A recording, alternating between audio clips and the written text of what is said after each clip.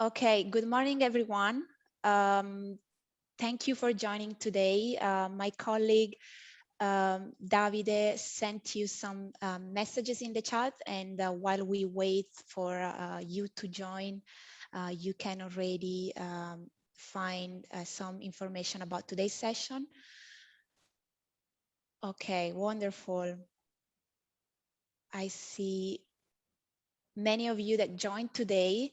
This is great, and welcome to today's session on open innovation in the UN Geneva ecosystem. This is the third session of today's Geneva Trialogue, and we will explore with our panels how open innovation is evolving in international Geneva, and also the interaction between the UN and other actors in the spirit of this trialogue, such as academia and private sector. Before I start, I would like to show you this technical slide on how you can interact with us. So you can turn off microphone and camera when not speaking, and you can use the slide.do using the hashtag InnovGVA to share your thoughts and questions during the session. We encourage you to use the Slido as well to ask questions and not the chat here on Zoom. Please use this one only for technical issues. Perfect, thank you. So you can already scan this QR code, or alternatively use the link that my colleague put in the chat to interact with us. And the first thing that I would like to do in the spirit of this trialogue is to know who is in the room, as indeed this trialogue is about a conversation between multi-stakeholders. So I'd like to already start to ask the first question. You can, again, you can scan your this QR code with your phone camera or using the link in the chat. So please, okay, wow, okay, we can see that many 8 answers already, wonderful, perfect. So we have many people from academia, UN as well, other international organizations, private sectors, independent. Okay, that's great. Let's give another second for this. Okay, wonderful. We have all the different representative here in this session today. Okay, that's great. I'll leave this open. You can still answer to that. But since today's session is about open innovation, and you are coming as well from representing different organizations, I'd like to ask you my second question, which is, what does open innovation mean to you in one word? And here you will see this cloud word opening as soon as you enter your definition of open innovation. Wonderful. So inclusiveness, collaboration. Okay, collaboration is the big one here. Open mind, sharing, solution, opportunity. Okay, great. Collaboration, impact, and sharing. Accessible technology, yes. Creativity, wonderful. Okay. Okay, so we can all see that impact, sharing, and collaboration are the key words of open innovation. And thank you, Davide. Perfect. Thank you, Davide. So, and I mean, all these words resonates very much to me, and at my daily work at the SDG Lab and the International Institute for Sustainable Development, where we co-convene this network of actors called the Geneva 2030 ecosystem. And for me, indeed, this open innovation translate very much with this network of actors, where Geneva-based actors working on SDGs, and it's about indeed sharing the expertise, the knowledge, and ideas, co-creating towards advancing the Sustainable Development Goals. So I'd like now to present you the panel today. We have a very diverse panel coming from different sectors, so academia, private sectors, and UN.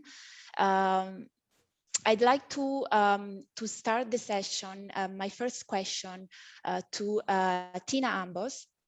She's professor of management at the University of Geneva, but also the director of I2Hi Hub for Innovation. And I'd like to ask my first question to Tina because she has been working in the past years on the on researching about open innovation and how international organizations can be more innovative and as well as to scale up innovation and the role of cross-sectoral collaboration. Indeed, we have seen here in Geneva, but also elsewhere, that in the past years, there was this flourishing of innovation units in the at the UN, but also within international organizations. Tina, could you please tell us more about what's happening indeed in the UN and international organizations about open innovation? Thank you very much, Tina. Over to you. Thank you, Eleonora. Good morning, everybody. Thanks a lot for inviting me to speak on this panel. I'm very happy to share the views that we have gathered in our research on open innovation in the UN system and the broader UN system. And I think as the slider showed quite nicely, open innovation, I think, is about a challenge of creating impact, of scaling innovation, of collaborating. And what we've seen in the UN these last years is an enormous push towards innovation, which of course I think is very well received, but also opened up additional challenges. And I've prepared 2 slides to give you a bit of an overview of how we can actually see and conceptualize these many challenges that we actually have there. So I think in a nutshell, the key challenges for innovation in international organizations are at the same time open innovation challenges. Let me try to frame them this way, starting with the impact challenge. I think this is what all organizations that are concerned with sustainable development actually have to do, is basically create impact for their local beneficiaries on the ground. This is, difficult enough, right? But this challenge gets even more difficult if we then, speaking about international organizations that not only have the demand to make local impact, to say, deliver new education programs in refugee camps, or to come up with new innovative ideas of growing food in slum areas, but then actually to scale this internationally and to make use of economies of scale, and also, after all, the grand challenges we're dealing with, they're globally intertwined problems, so we need global solutions for them. So we need to actually bring this impact challenge even to a different level, where we have to connect global beneficiaries. We have to think about new ways of working, not only in the organizations, but also with member states, with donors. So the innovation topic in international organizations has been linked extremely to also new ways of financing, to coming up with new ideas and new operating models of how we can actually collaborate across different countries with different stakeholders, be it governments, be it different NGOs, be it civil society, be it the private sector, tech companies, small startups, big multinationals. How can we forge those relationships in a sustainable manner so that we can organize in a way that it's not only a project that kind of makes an impact, but that we come up with more sustainable models that help our organizations to innovate continuously. So that already leads me to the third challenge, which is the organizing challenge, which is exactly what many of the UN organizations have addressed or tried to address in the last couple of years by forming innovation units, innovation labs, innovation teams. So how can we make sure that we collaborate openly with the external environment and all the stakeholders, but how do we actually also make sure that the field and the headquarters can work together? Because very often what we've seen in our research is that the greatest ideas come up from field operations, from the people of the ground in the field who really have a very deep understanding of the local context. But then how can we actually make sure this knowledge is transferred and diffused within the rest of the organization? So looking at those 3 challenges, if you could give me the next slide, perfect, thank you so much. We have come with some, I think, interesting insights on the topic that I want to share with you, maybe also as a basis for discussion later on and to connect to some of the other panelists' ideas. Addressing the impact challenge, our research really found that if we look at innovations coming up from the field office, bottom up in international organizations, they do not only create social impact. Social impact is fantastic, and this is what we're all after, to actually, create value for our beneficiaries. But we saw that innovation in international organizations goes much further than this. So I think this is a very encouraging, fantastic result. So we also see internal impact in the idea of building new capabilities. So many of the international organizations have been able to, up their skills in technology and digitalization, build new teams, often also connected teams that were otherwise not working with each other. But we also saw, and I think this is the most interesting finding overall, a mission impact. What does that mean? It means that each organization obviously has a mission and is tasked with addressing a specific grand challenge, if you want. So just look at the World Food Programme to end hunger and poverty in the world. But when we look at those initiatives, they often drive organizations into a slightly different field. For example, the World Food Programme has had some great tech innovations, like the Building Blocks initiative, where they use blockchain to enable cash-based transfers. This has received a lot of traction in the media as well. But strictly speaking, this drives an organization into a field that is almost the field of a development bank or a fintech. So when we are innovating, we are opening up new areas, new ideas, new operating models, which then, of course, may also scratch a little bit on the original mission of the organization. So it may urge organizations to rethink a little bit what their mission is and which direction they actually want to go. So really show this kind of big transformative element that, in fact, we're always speaking about when we speak about digitalization. So really it is about transforming organizations. And but this is also a discussion that we have to have very openly and very consciously on which direction we actually want to go. Addressing the scaling challenge, the main finding that I'd love to share with you is that in usually big bureaucratic hierarchical organizations, we expect ideas to come from the field office, to go to headquarters, then they basically screen the global situation and then to deploy them selectively to other countries.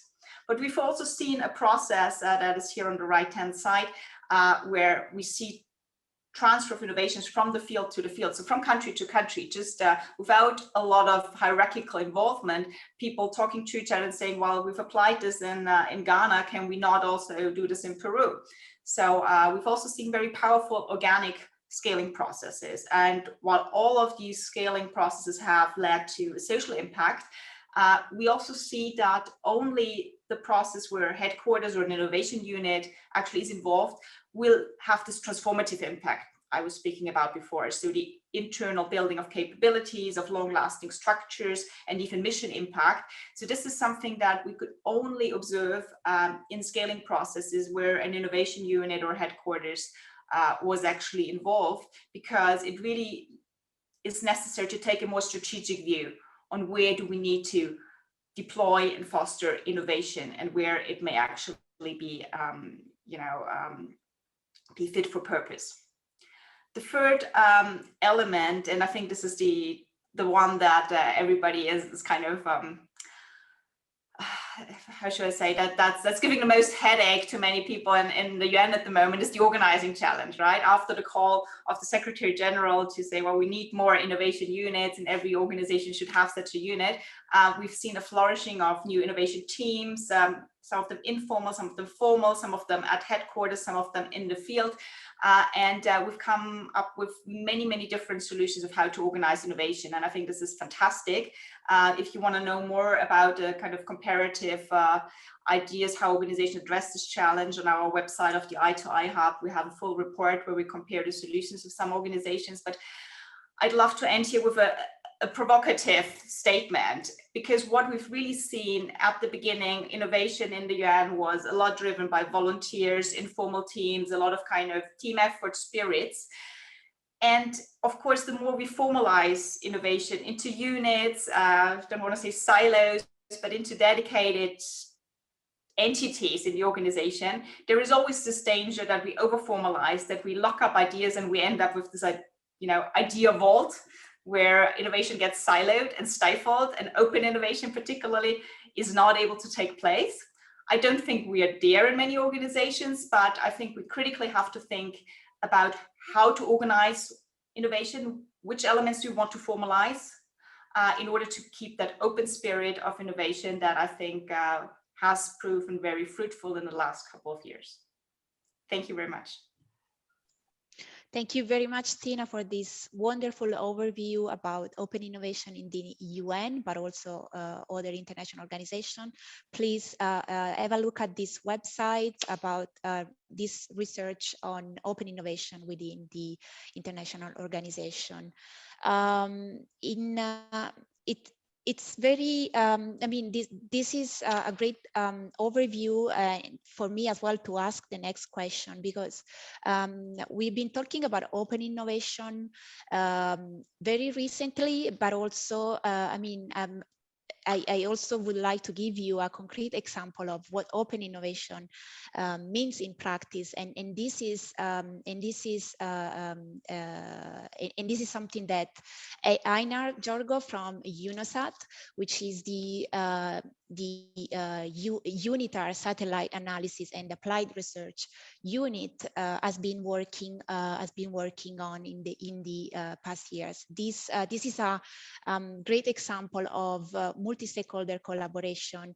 Indeed, this program is in partnership with CERN, and it's already 2 decades now, whereby indeed technology provided by CERN indeed can give information, can provide indeed satellite information that can be used by UN agencies, for instance, in context of emergency responses, and also to plan sustainable development in the face of climate change. So my next question is for Einar. Based indeed on you are the director of UNOSAT, and I would like to ask you about if you can tell us more to us in the audience, what is this project about, and also what is the main drivers for collaboration, as well as the obstacles in making innovation open, as Tina has been mentioning. Thank you very much, Einar. Over to you. Thank you very much, and thank you so much for the invitation. I really appreciate to be part of this panel.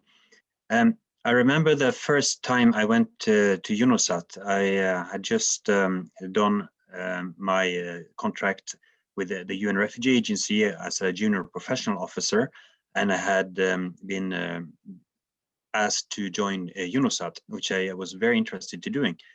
And we were driving over to CERN, and passing, the nice buildings at the entrance, going further and further back on the site, at the end arriving at a small parking lot with 2 metal containers on it. And that was UNOSAT.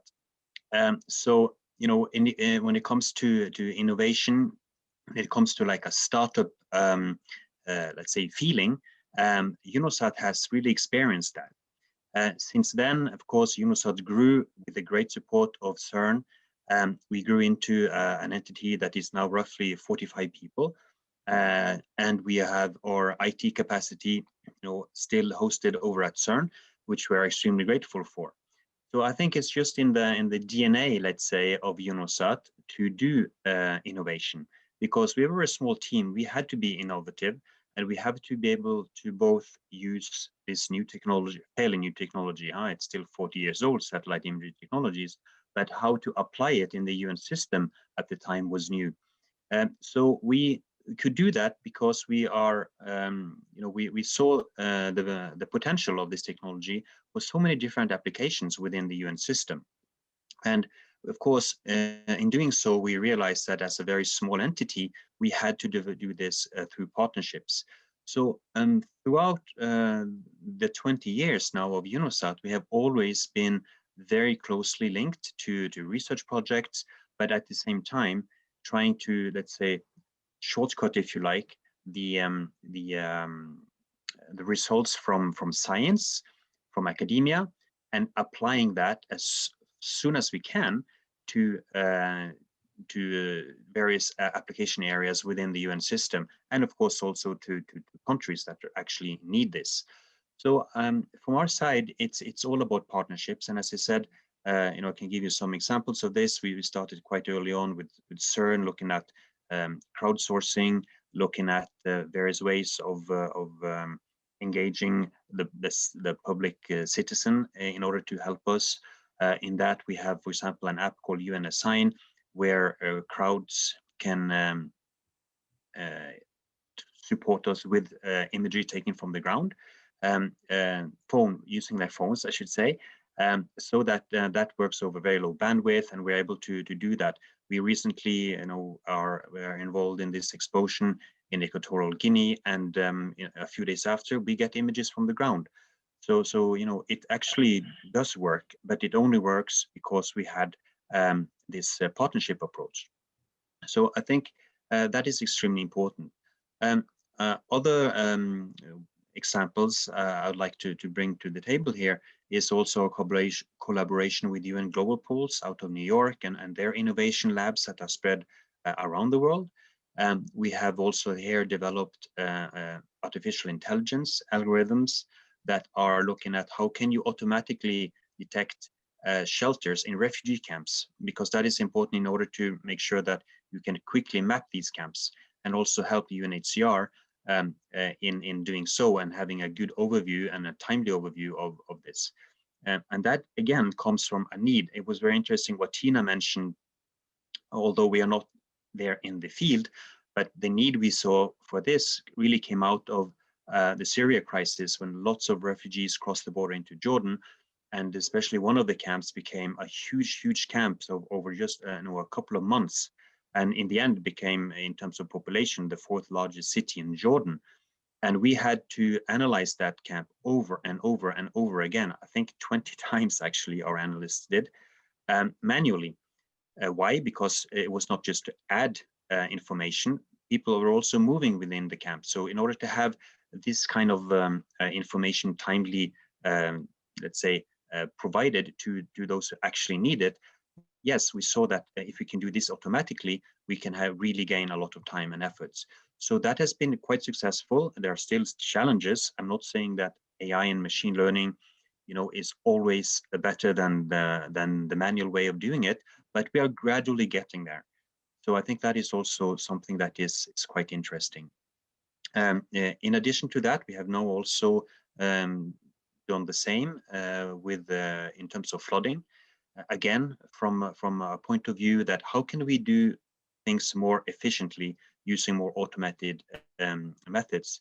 And again, here taking the latest science in the field of artificial intelligence and machine learning, and developing algorithms, and also using our own training data sets, because here we have a very good advantage, I would say, in terms of UNOSAT. We have excellent analysts that have been doing flood mapping for many years, and we have a good archive and a very good knowledge of what a flood looks like in a satellite image. So once we're able to automatize that through quality control, we are now at the stage where we can actually make this operational. So I think, but still being honest about the accuracy, it is not something you can do globally immediately. You need to have specific data sets that are trained in order to be adequate for the have a high enough quality for the specific country and specific situations you're looking at. But little by little, we are getting there.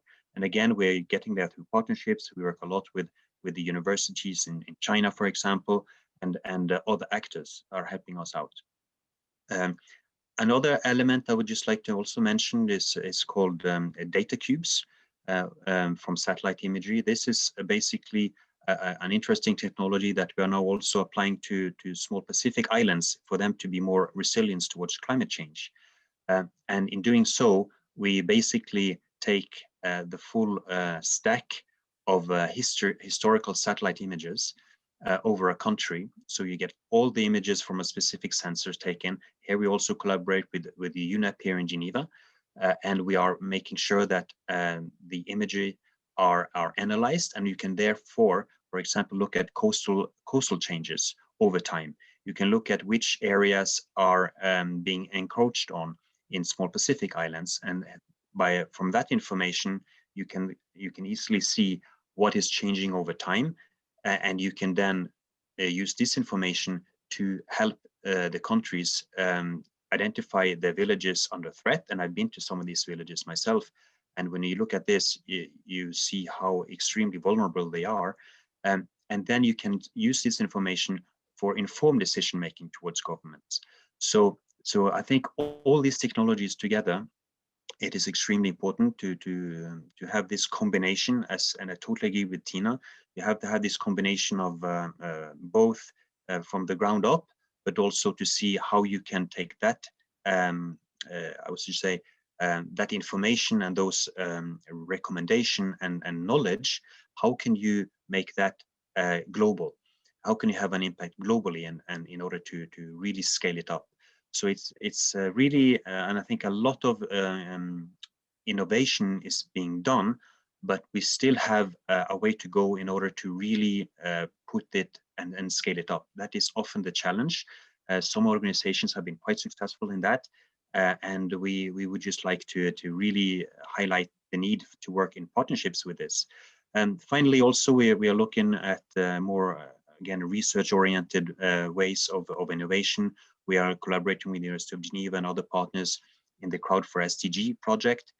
Here we are also looking at how can we engage national, for example, statistical officers to be more aware of, and how can they use a crowd information to feed their, let's say, assessments at the national level, and how can they also have better information that is not necessarily official information, but still information that is important for them.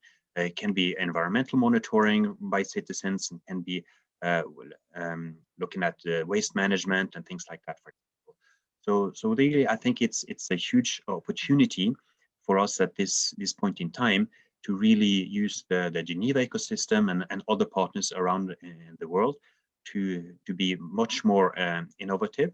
But I do want to stress the fact that it is important to, once you have something that works, you have to keep an eye, and you have to make from the very beginning, let's say, the point that this has to be sustainable. You have to be able to scale it up, because if it's just another pilot product, that's interesting, it's good, but we need to also have this in the back of our head, that we need to make sure that this can be, if it's indeed applicable, successfully scaled up at the international level.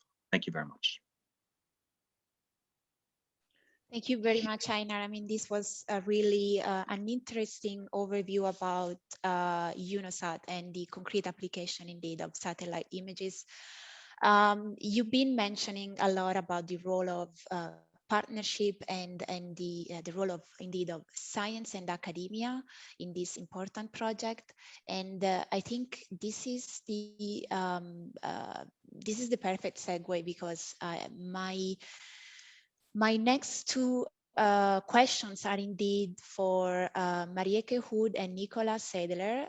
Marieke from the Geneva Science and Diplomacy Anticipator here in Geneva, as well as Nicolas Seidler from the Geneva Science Policy Interface.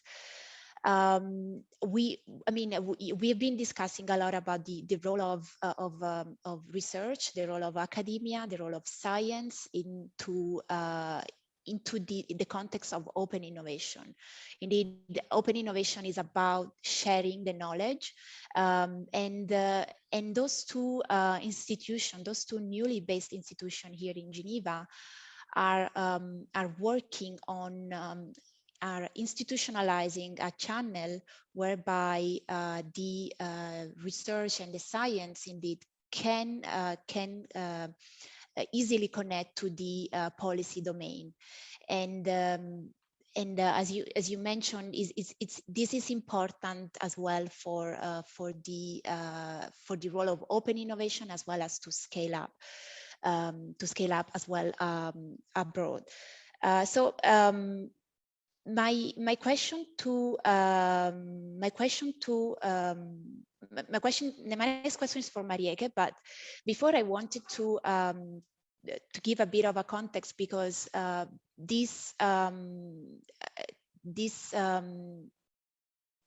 this question about bridging the gap between science and the policy domain is not new. We've been seeing this as well very recently with the COVID pandemic, how much is important to integrate the latest science into the policy domain, but also in the context of climate change. So my question for Marieke is, and as well for Nicolas, are what does it make this science translation more effective for the policy domain? Is this something about language? Is this something about the timing of the science? But Marieke, maybe you can already you can take the floor and tell us what's the Geneva Science and Diplomacy Anticipator doing in this regard. As the title suggests, you are indeed anticipating what science will be in the next 5 to 15 years, and indeed, or as stated in the vision of your organization, it's about using the future to build the present. So Marieke, please, if you can give us an overview on what the GESDA is doing on this regard. Thank you very much. Thank you, Eleonora. Thank you for inviting me to speak to this panel on open innovation, a topic very close to my heart, but also core to the mission of GESDA.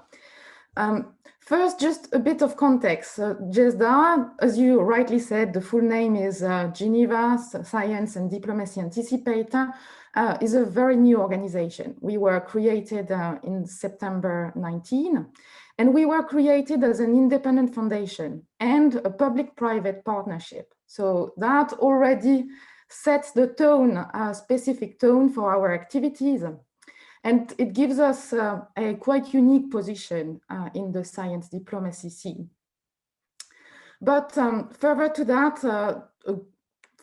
that governance component, there's 3 points I think that GESDA does differently. As you said, first, we focus on anticipation.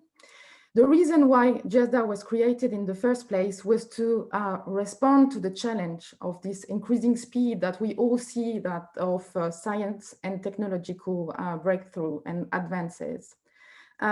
It's where the anticipation comes into play, because it's becoming increasingly difficult for policymakers to follow the pace of what science is bringing to the world.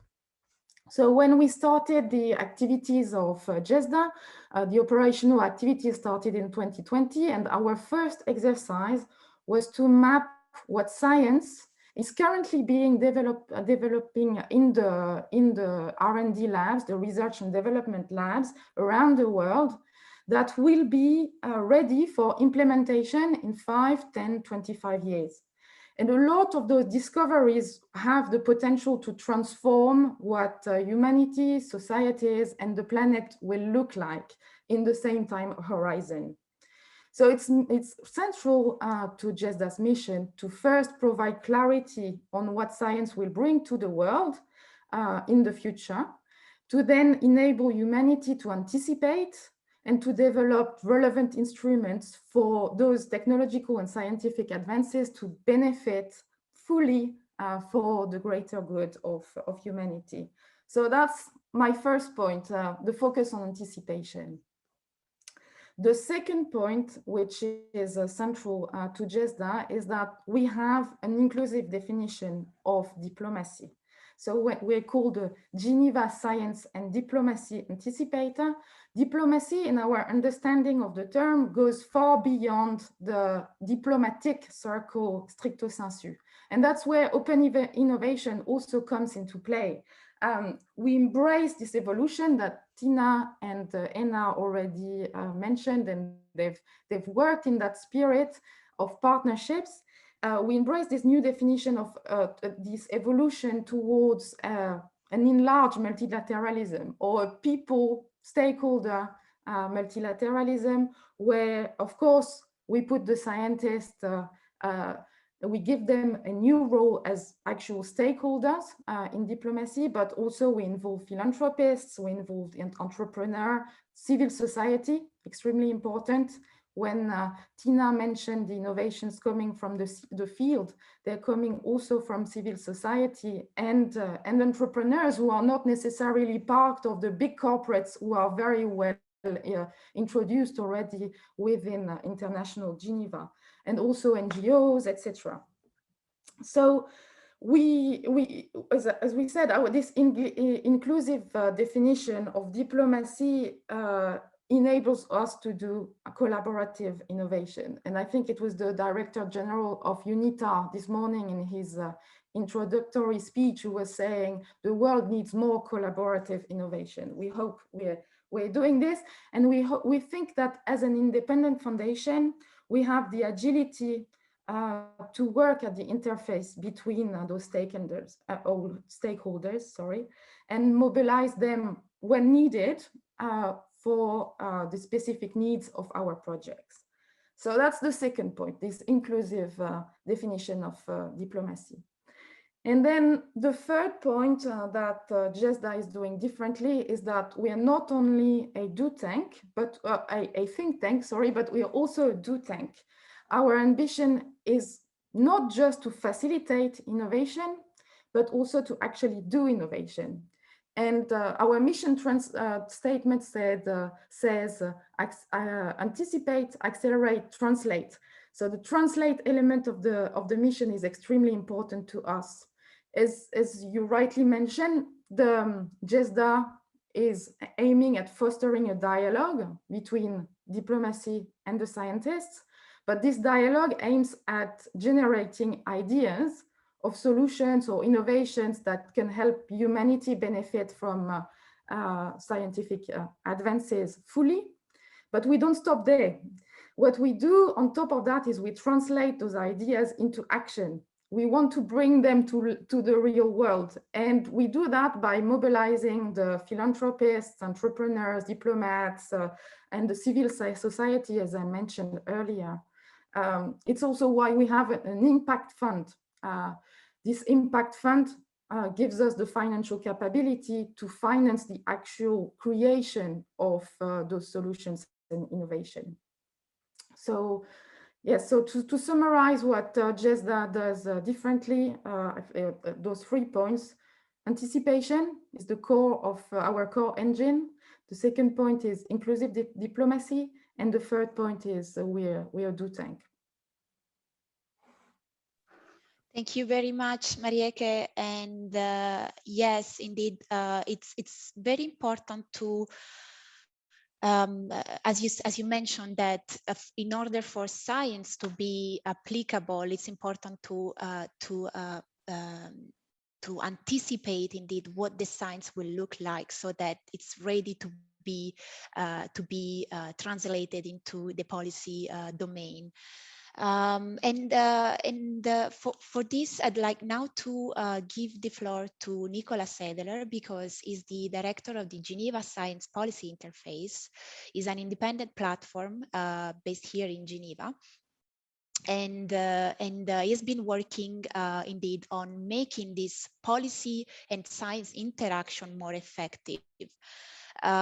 Nicolas, would you like to tell us more about this unique focus of GSPI, but also the lesson learned that comes about making the science and the policy in dialogue more effective? Thank you. Happy to. Good morning, and thanks a lot for having me. So yeah, I mean, to situate the GSPI, first of all, the vision that we are built upon is to really reinforce the Geneva ecosystem as a hub where evidence-based solutions can be crafted to address big challenges. And the way that we as the GSPI contribute to that vision is by focusing on, as you mentioned, strengthening collaborations between scientific and policy actors. And I was really happy and interested to see in the word cloud at the beginning to really see those notions of impact sharing and collaboration really resonate with the audience as well, because it's really close to what we're about as well. So if I take a step back, really a core belief in our work is that open science and innovation, both from natural sciences or social sciences, have a big role and contribution to make in society by producing evidence, producing technologies, methodologies, even mindsets that can help solve wicked problems and create opportunities. But while it's obviously a great start to produce excellent evidence and groundbreaking innovations, it's usually not enough by itself to have an impact. And I'm referring also back to Tina's presentation on that. And so in our view, for science science that aims to have a social impact, it's really essential to go beyond sort of models of one-way knowledge transfer or technology transfer from science to policy, because the risk of having those more unilateral approaches is a possible mismatch between what's being developed and what's going to resonate in society. And I refer back to Marieke as well. There is a risk of missing opportunities as well. And we've seen, in our work, in many cases, some cases where research had been presented to policy actors, and those policy actors gave feedback that would actually have been very useful in the process of the research to really make that research more, again, relevant and more impactful to the needs in the field. So, to counter that risk and to optimize co-benefits, I think it's really important to create alignment between science and policy, and to promote bilateral flows between the two. And also noting as well that, from what we've heard, there's clearly also a lot of scientific production, research and innovation within policy entities. It's not only in academic institutions that this is happening. And so, a good way to create alignment, it may sound obvious, but it's to work together. And we know from literature and experience that science policy collaborations can help improve the relevance and usability of research outputs. We know that beyond single projects, those collaborations can help create mutual respect and trust in long-term relationships between science and policy actors. And so for us, that's very important. That's one of the key focus areas of the GSPI, to provide hands-on support at a granular level to science policy collaborations, to provide support and advice to the people in science and policy that implement those collaborations. And we do that in a variety of domains, including humanitarian, environmental, health, and many other issues. We do that through diverse programs, from calls for projects with custom support, policy briefs, capacity building, connecting people, building communities of people that have that mindset. And I must say that, in our daily work, we've really witnessed, I think, this importance to, for example, help scientists to think about, for example, the political context around the project they're doing, or who are the key political players in their domain.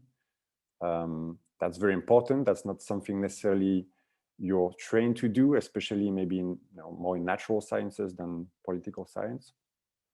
On the other side, we've also seen a lot of needs from decision makers and policymakers to get support on how to deal with information overload, to equip them to deal with complexity. Again, there's a lot of information, as we've seen during COVID and many other issues. So, providing some support on how to deal with that is also very important. And so, I think that's one of my key messages for today. It's really essential to recognize and support the people and the structures within and between scientific and policy institutions that will be translators, ambassadors of those science policy mindsets. The people in UN research or innovation units, the people in academia that are playing that role of sort of boundary spanners, connecting the dots and able to in a sense, cross over their own professional and educational boundaries to engage with the others. And so my concluding remarks, and with the benefit of being the last one, I think that having heard the previous presentations, to really promote open innovation in that Geneva ecosystem and to promote effective science policy collaborations, we need to work at different layers. We need to align high level and long-term scientific and diplomatic agendas. I think that's something that GESDA is doing really well. We need to understand how the way of working is changing within the UN and where to target interventions, and that we heard from Tina. We need to learn from and highlight actual UN organizations that are doing science and working with science. And we had a great example of Einar on that. And also we need to sort of work at a granular level and to support professionals who will undertake those collaborations, and that's what the GSPI is aiming to do. So I'll conclude there. Thank you very much. I'm happy to discuss. Thank you very much, Nicolas. This was great. And indeed, as you said, and it's important to recognize that innovation happens in different levels, as Tina already mentioned before. And indeed, for making open innovation scalable, is important indeed to work across different levels. And also this notion of trust that you mentioned, it's very much resonates with me as well. And indeed, it's about also building this a safe space where we can share our lessons, where we can learn from each other, as well as sharing as well what didn't work in the process of open innovation.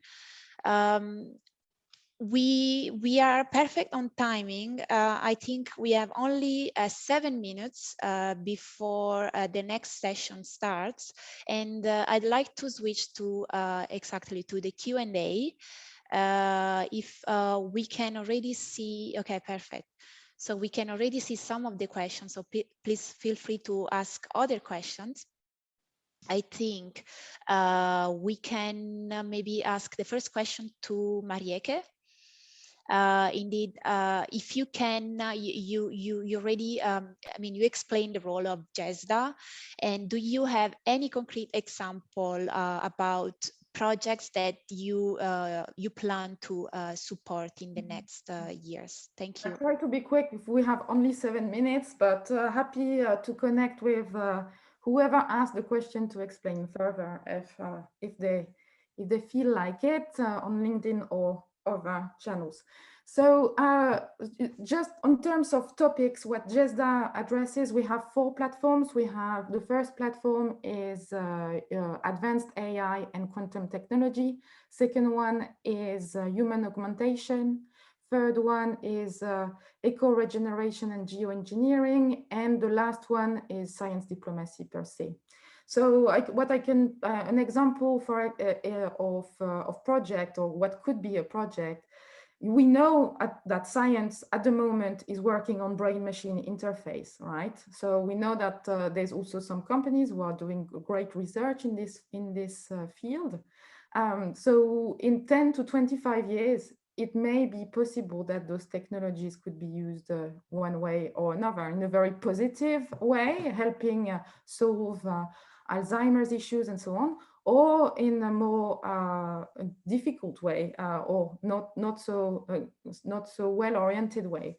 So GESDA is reflecting on that and thinking at what instruments would be needed to protect humanity against those technologies, but also to make sure that the benefits of those technologies would not only serve the privileged countries and societies or geographies, but benefit the rest of the world as well. So that's an example, but I could develop quite a few more. Thank you very much, Marieke. Okay, I see many questions here. Maybe what about this one about the role of failures within the process of open innovation? I think this question can be answered by any one of you, since you're all experienced in this process of open innovation within your unit. If you have some if you have some thoughts about this role of failure, embracing indeed failure within the process of open innovation, anyone would like to answer that? Maybe Tina, do you want to start? Thanks, Eleonora. Sure. Happy to talk about this. I mean, just as a kind of preamble to this very short one, I think all the discussion that we've heard and the great examples in the panel, I think it's a lot less about what the innovation is, but how to put innovations into practice, right? And I think there also organizations are playing a leading role, especially for the implementation of AI. When we're speaking about the implementation of new technologies, especially artificial intelligence, machine learning, I think international organizations are also taking a more ethical role there, like providing guidelines and how to implement. And I think many of you have already mentioned a safe space that we need to innovate. And of course, creating that safe space in an organization that allows us to fail and to fail fast and then to renew ourselves is always a challenge. And this challenge gets even bigger if we're speaking about collaboration across organizations, right? Because creating that space, safe space across organizations is even more difficult.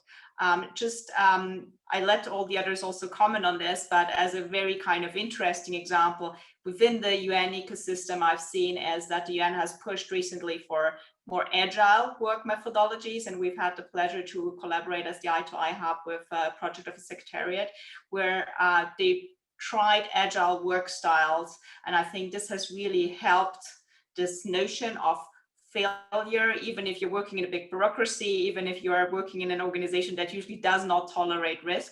So trying to basically build your small spaces for new work methodologies that allow you to take more risk, to be able to fail.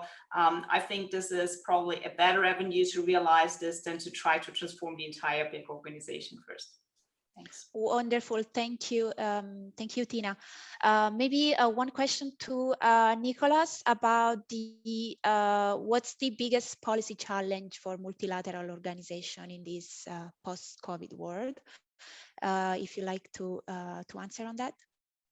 Sure, thanks. I'll be brief, but actually we have a project on that, so it's a very relevant question for us. But very shortly, I think that with COVID, we've realized even more how much interconnected issues are. A health issue is clearly, in the case of COVID, not only a health issue, but it's an economic issue, a social issue, an environmental issue, an institutional issue. So I think that something that, I mean, we knew it in sustainable development that need to approach nexus approaches and not address things in silo, but I think that pandemic was really a stark illustration that we really could not address issues, in segments of disciplines or thematic areas. So I think one of the biggest challenges is to, first of all, being able to deal with complexity and systemic phenomena, which again may force your organization to connect more with another. So combining different expertise areas, which is not easy, it's a sort of diplomacy of knowledge to be able to articulate different disciplines in a coherent whole and make decisions on that. And secondly, I think that the pandemic also stressed the need to adopt a sort of resilience-based thinking and approach to prevent such a crisis, respond to it, learn from it. And I think these are sort of new mindsets and concepts that came to the fore in the past 12 months. And there may be opportunities and needs to actually put that up in the agenda of those organizations and build capacity around that. So I'll just take up the opportunity to mention we're actually releasing a policy brief on that topic next week. And there will be a launch event with the UN SDG Lab on next Thursday. So I'll just put a link in the chat box. Yes, please put the link in the chat. I just got a reminder that we need to conclude this this session. So I'm sorry if we were not able to answer all these questions. So thank you very much for joining today. Please don't miss the next session. Just after this one, and where the next panel will talk more about open innovation and digital skills for the Sustainable Development Goals. Thank you very much, and have a nice day, everyone. Bye.